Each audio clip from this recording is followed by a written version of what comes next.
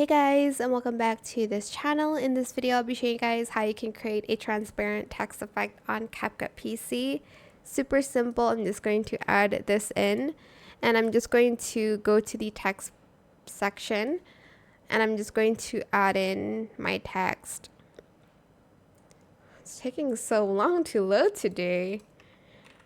Type in whatever you want and use whatever font you want as well. And you can either just go to the opacity section here to make it transparent, or you can right click, create compound clip, go to video and select the blend mode that you would like to add to your, well, it used to work like that, but I guess not. So just adjust the opacity.